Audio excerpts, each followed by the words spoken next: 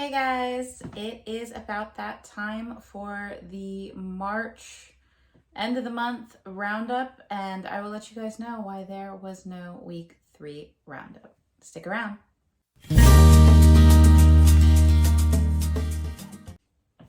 Hey guys, if you're new here, welcome to the Book Path. I'm Nicole, and if this isn't your first rodeo with me, thanks for sticking around. So I know that for March we were doing a kind of week by week roundup for what I was doing. That kind of fell through when I only really got like one book done for week 3, and I didn't really want to do a video for one book, so I was like, I'll just wrap it all up together and it will go good because I really didn't do much towards the end of the month. That is safe to say that I think the only thing I successfully completed this month was the Literature Club book pick, which was Throttled, which I did in earlier March reviews. As for Tropical Readathon, that readathon seems to be my Achilles heel. I still can't finish it, but hopefully it will come back in August like it did last year, and I'm going to try it again. I'm not going to give up. I will succeed at some point. I also did get some points for Marvelathon, so I don't know if there's really a completion that goes with it. It was just accumulation of points. So I did accumulate points for Marvelathon. And then for the last readathon that I was participating in, well, actually, I'm sorry, 2, there was Magical Readathon where I completed, as you know, I have 2 characters for that readathon. So for the month, I usually end up reading 2 books, and I've chosen the 2 different paths. So I did finish one book, which was to read a book of 4.3 stars or higher. But I kind of fail voted on the second book for my other character, which was to read a book with over 500 pages. I got about 200 pages through before the month kind of ended on that one. So I'll get to that one at the end of the month. At the end of this, I'll tell you a little bit more about that one because it will tie into my April plans a little bit. And then for a final book support group, I was down by 1 book of completing my cabin's goals, which was the Wolf Cabin, I believe. And the one prompt that I failed to get was to finish a final book. I know, the irony of not finishing a final book for a final book support group. It's not lost on me, but I did have fun. So basically what I ended up reading for the remainder of the month was No Heart for a Thief. This was I think this was a book in a series prompt that I did for Tropical Readathon. This was gifted to me by the author himself, James Lloyd Doolin. I do have a kind of mini unboxing where I opened this, and it was just a wonderful thing. So I'll link that down below. This book is kind of like, I think I summarized it by saying it was kind of like Avatar: The Last Airbender and a little bit of Game of Thrones in there. And it's basically because you have this world that's kind of war-torn. There's a lot of oppression going on, and you have people who are kind of the native cultures to this world, and some of them have magical abilities or elemental abilities, ways to kind of bend the elements around them. And then you have another country or kingdom that has kind of invaded and starts kind of taking over things, and they come across a sort of crystal that they can use against the people that have these elemental powers, and they use it to capture the essence of their elemental bending abilities and use it against them. So they're trying to kind of oppress them, and you have people living kind of all over the place. And this is the story of Kalo, who he kind of lives out in the woods by himself, a recluse, and he happens upon a young girl who's being followed by some soldiers, and he kind of helps her out to where she finds out that he's what they call a thief. He is able to not only have his regular powers, which I think they're like earth bending, but he's able to steal the powers or borrow them from somebody, fight with them, and like without really doing damage. He doesn't like steal it in the way that the other people are coming in and using the crystals for, but he's able to kind of borrow them. And you get, it's kind of at the beginning, it's kind of a slow read because it's just so much dense material you have to get into because it's a whole new world, and you're getting glimpses of what's going on in the world, as well as these two characters, their kind of backstories. But once you get to, I want to say about 100 pages in, the story starts to kind of pick up as you find out more about Kalo's past and what he's kind of going through. Despite it being a really dark, war-torn world, there's a lot of beauty in the myth that's there. And a lot of the ways when you see somebody working with their bending abilities, it's almost like a dance to like kind of watch them. There's a lot of really beautiful kind of characters in the people that they're kind of like gypsies almost. They have like a caravan tent they set up, and then they'll move from place to place. And they're kind of their own culture. They try to be as peaceful as possible and like accepting of a lot of people, but at the same time, they're trying to protect their own. But just a lot of different elements.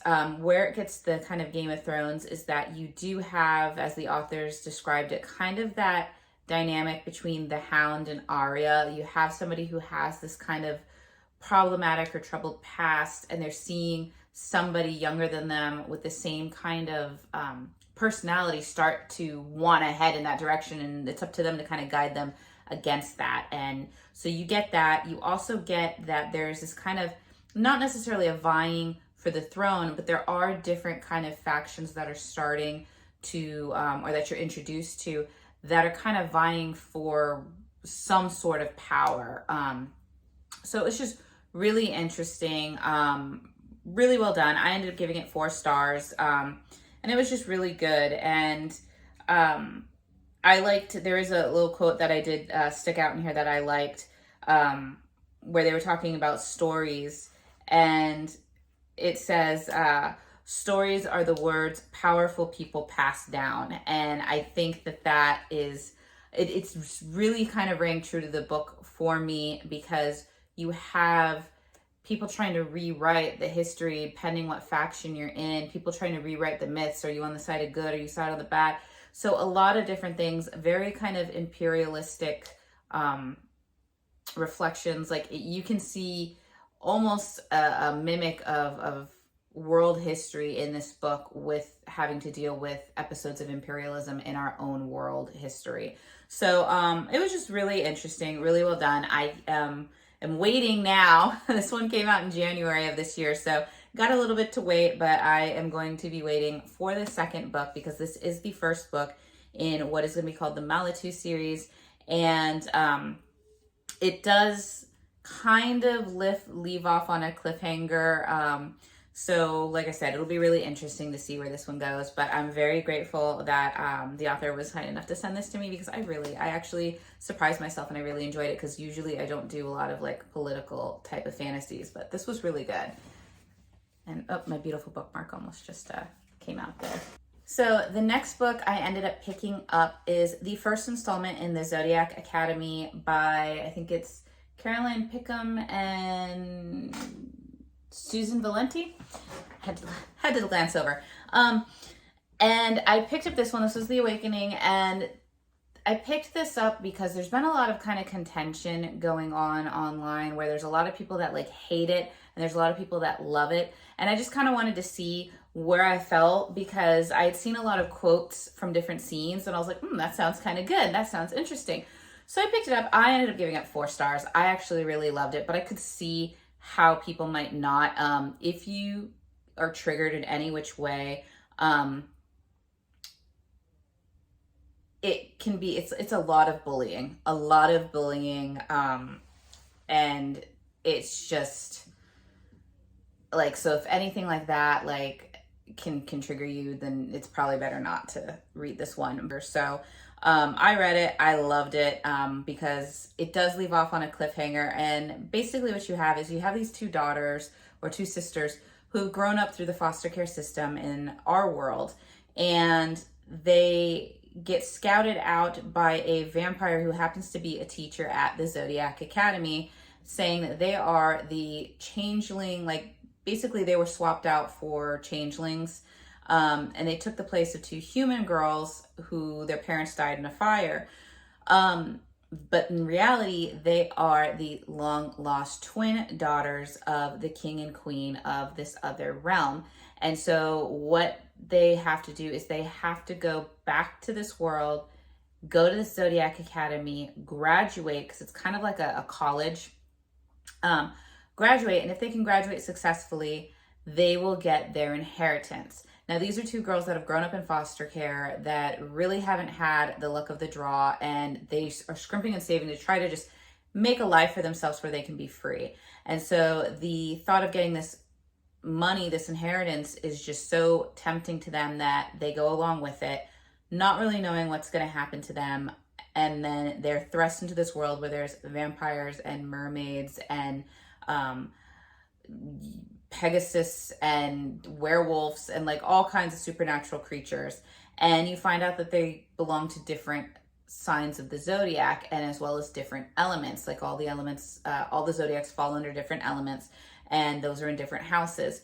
But there you find these four guys, and it's Seth, Darius, Caleb, and Max. And they are kind of the heads of each house. They're also the descendants of the council members that have taken over ruling this kingdom in the absence of the king and queen who have passed away. They don't like the fact that the two twins, their names are Darcy and Tori. Or, yeah, Derry. I think it's Darcy and Tori.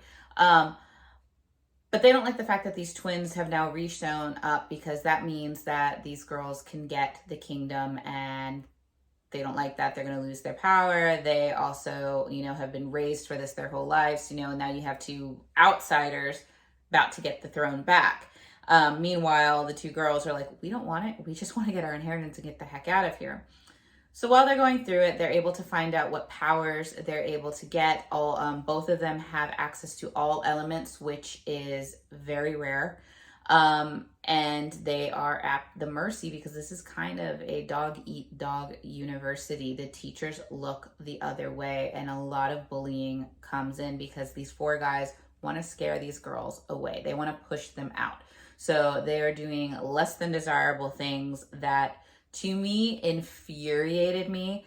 But at the same time, it's kind of like set the fire in me to want to read the stories and keep going, because I want to see these girls win. I want to root for them so bad, just because the people have just been horrible to them, and I just want them to succeed, and my heart breaks for them when they have to go through things. But then when they stand up at certain times, I'm cheering for them. It's fantastic. And there are two characters, two guys that are kind of stepping up that I'm like, you might be good. You might be good. I don't know yet. I need to read more. So I will be going forward with trying to read that series, because I just really did. I actually really did enjoy it. So I guess on that whole confrontation about, where do I fall on the line that really liked it. But like I said, I will say there is a lot of bullying in it. So just be forewarned. And then basically, and that one was for, I should probably get my notes so I can break it down for you guys a little bit, huh? So basically, The No Heart for a Thief was a book in a series, because it's the first book in the Molly 2 series. And the Zodiac Academy was to fulfill the Tropical Readathon boarding school prompts. So I did complete those, but I failed to manage a lot of them. And then I think Zodiac Academy also fulfilled the prompt for the Wolf's Tooth Cabin for reading a book with a dark cover, because it pretty much has a black cover on it. So we did that. And then the final book that I pretty much completed for the month was Nora Roberts' Becoming. This is the second book in the Dragonheart Legacy. I remember going over that one, and I rated it 3 stars. It was just kind of so-so. This one I ended up giving 4 stars to. It started out a little, kind of annoyed me a little bit, because there was a recap in the beginning. And I get that the reason why the recap happened was because there was a large space of time between the first book and the second book coming out. So I get that. But because I just finished kind of reading the first one, it was still fresh in my mind. The recap just seemed really repetitive, and I was just like, I really don't feel like I needed to read the first book. Like if you asked me if you could get away with not reading all of the books in this series, I would say right now, because I haven't read the third one, I would say yes. I would say you could probably read the second and third and be okay. But if you wanted to feel more of what happened in the first book, maybe see some of the more romance scenes that happened in the first book, then go with the romance. But I think the recap in this one did pretty good on kind of giving you the Cliff's Notes version of what the first book was, so you're not completely out of sorts diving right in this one. This one, once again, the kind of romance that is going on between Breen and Keegan is just so, I don't really want to call it slow burn because, if you've read the first book, but it just kind of fizzled and I was just kind of bored with it. Her friend Marco is now in, spoiler on this one. Her friend Marco has come with her through to Lamp, which I love. I love the mythological world in this, and has a little romance going on of his own, and it's just really cute. I kind of liked his story. But when they get to the capital and they meet a certain someone, I'm not going to give that one away, but boy, does it take off. And then it starts getting good. And then it was just like boom, boom, boom. And there's a lot of battle sequences in here. And you kind of know which way things are going to kind of turn, just on certain discussions that are had in the book. But it was good, and it left me hanging. So I will not be, I gotta wait. And the third book's out, but I don't know if I'm going to get to it this time. So I am going to be trying to finish this at some point because it did pick up and I am very happy with it now. And this one was for The Wolf's Tooth for Final Book Support. This was for a visit the depths of the forest, read something wild and adventurous. And I figured going through a portal to a magical world where there's dragons and you have to learn to fight and just the beautiful hills and the forest and this, I was like, that's pretty wild and adventurous. So I fulfilled that one. And then for the Tropical Readathon, it was a borrowed book because it is a book that I borrowed from my mother-in-law. So that is basically as far as I got. This was also, The Becoming was also the book that was rated a 4.3 star or higher on Goodreads. So this fulfilled my female character's prompt for Magical Readathon, which was to read, actually, no, I'm sorry. I completely messed that up. This is for my male character, Farron, to read a book with rating over 4.3 stars. My female character is yet to be finished for a book over 500 pages, and that was because I was reading Chain of Iron, which is a chonker, and I got to about page 200 before the month ran out. So what I am hoping is I'm actually making pretty good headway. I'm ahead of schedule for the month of April in terms of like what I've picked out to read, and it's also a month where I'm not reading a lot of books or challenging myself with as many books as I was in February and March. So my goal is to kind of try to get through my T.B.R. and then hopefully after my T.B.R. is done, I want to go back, finish up Chain of Iron, so that I can complete that part of the adventure before needing to get into the next adventure, and just kind of go from there. And then probably I'll spend, the rest of April after my April TBR after I've read everything for my April TBR. Sorry about that. Just kind of really taking a big, taking a whack at that 40 before 40 list, because there are still like 36 books on that list that I need to finish by the middle of August. And I think one of them is like 1,900 pages. Yeah, I might have doomed myself in this task, but we're going to keep going ahead and seeing what I do. Other things I wanted to read so much more, and I'm like mad that I didn't get to, but it's, things were just what they were. We had family coming to visit, and so, you kind of have to prep the rooms and things like that. And then of course, the day we have family come and visit, my older son picked him up from school and he got sick in the car, all over the car. And so I spent a good amount of time cleaning that up, cleaning him up, making sure he's okay. And the poor baby is still a little under the weather, and we felt bad because it was his birthday this past weekend. So we were also trying to do stuff for that and didn't really get to, but he is hopefully on the mend and looking out. It's a good thing because it's spring break this week, so he's not missing any school, just like chilling out, hanging out, and hopefully he'll feel a lot better soon. He's already doing a little bit better, but yeah, as a mom, you're always waiting until they're finally just everything's in the clear. But like I said, everything's going good for April. I am ahead of the game. I look forward to filming a week 1 wrap up pretty soon here, later this week, and telling you all about that because, like I said, I'm feeling a little bit more accomplished in what I'm beginning with April than what I've done the past 2 months. But with that being said, I don't know if you guys were doing the readathons as well. Let me know if you succeeded, where I failed. And what you guys have been doing. If you guys have, been finding any books that you think I should know about, let me know. I love adding to my list. And I hope to see you guys in the next video. See ya.